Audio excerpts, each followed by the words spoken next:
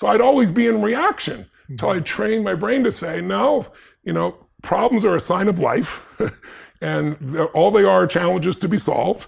And what makes you a great leader is your ability to solve problems or teach teams to build a culture where they can solve problems.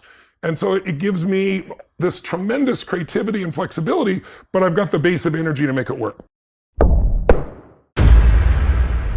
I think the ability to manage your own mind and emotions is probably one of the single most important. And maybe the second is the ability to influence others, because that's what makes you a leader. And hopefully you're doing that for a higher good, because there are all kinds of leaders, as you know. But I don't think most people are very good at emotional fitness. Most people are just not as happy as they could be. I did one book, Money Master the Game. It's kind of like this. Yes. Only, and what I did in that case is I interviewed 50 of the smartest financial people in the world. Yes. Ray Dalio, Carl Icahn, Warren Buffett.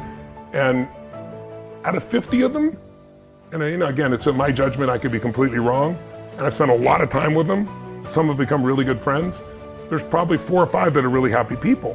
You go, oh, well, money makes people unhappy. Money, it has nothing to do with money. Money makes you more of what you are. It just magnifies. If you're mean, you have more to be mean with. If you're kind, you have more to give, But I think that most people are they haven't learned to manage what's going inside. Doesn't matter how much abundance they have, they're still unhappy. We've all seen people great comedians that have killed themselves. Anthony Bourdain, beautiful man, traveled the world, killed himself, fashion designers that have done it. We've all seen all these different people, Kate Spade, and it's like, what? They had everything, except they didn't master what was going on here and here. And this is why you lived your life the way you have as well. And so one of those needs is certainty, and it's the base human need. Certainty that you can avoid pain and that you can be comfortable is the most basic need. It's a survival need, because if you have continuous pain, that's continuous damage. Continuous damage equals death, right? But what happens for people is most people, that first basic need is where they live. They don't grow. Another need, the second need, is uncertainty. Because ironically, if you're certain all the time, you're bored out of your mind. If you're completely uncertain, you're kind of freaked out. And a balance is not it. It's the ability to use both, enter both worlds. And then there's the need for significance, which is a big part of our culture today, thanks to social media. That need to feel special, unique, important, right? It can be a very positive emotion or need. It can be very negative depending upon how it's used, how it's directed. And then there's the need for connection and love, which everybody has. And those 4 needs, everybody finds a way to meet. Even if you have to lie to yourself, work 20-hour days, you're going to find certainty somehow. You're going to find variety. You're going to find some form of significance. Some people do it by tearing other people down. Some people do it by working harder. It's different. You're going to find some level of at least connection, if not love. But the final 2 are what make people feel alive, which is growing. Everything in the universe grows or dies. And contributing. Everything in the universe contributes or it's eventually eliminated by evolution. So those are the spiritual needs, growth and contribution, where you get beyond yourself. And I think that the majority of us don't take moves because of fear, and fear is just uncertainty. It's that base need.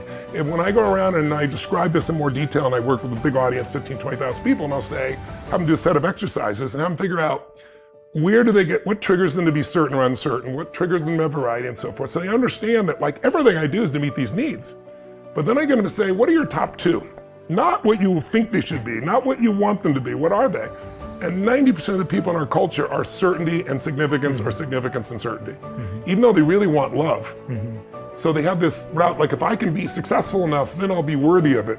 Or if I can just control it enough and know it's that way, but you can't control love, right? And so most people they're trying to meet their needs in a kind of a backwards way. And I think that fear, that uncertainty is what keeps most people from growing until they get enough pain. And then that pushes them through a threshold where their needs aren't being met, they gotta change. And unfortunately, most people wait till they have enough pain. Now,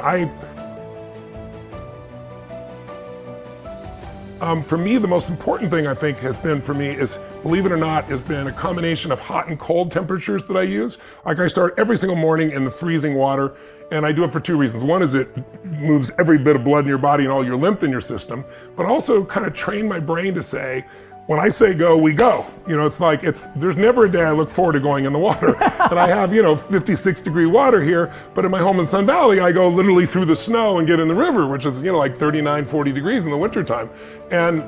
But you feel so incredible when you come out, but also it's just training your brain saying, I say go, we go. It's not like, oh, I'm not ready yet, or let me wait 5 minutes.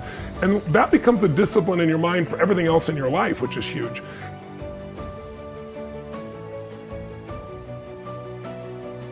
Because unless you can push through discomfort, most things that are going to give you the greatest reward require discomfort initially, right? And the discomfort, it's like, my original teacher, Jim Rohn, used to always say, there's two pains in life, the pain of discipline or the pain of regret. He goes, discipline weighs ounces, regret weighs tons, And so I've trained myself to do that. And then I meditate. Then I always make an acknowledgement call briefly, or leave a voicemail for someone just to spark the day. And then the first thing I do is always whatever is the most difficult. Yes. Because then you have momentum for your day. And when you train your brain to do what's difficult first, then emotional fitness just comes naturally. And more importantly, so does achievement, so does your ability to contribute to other people.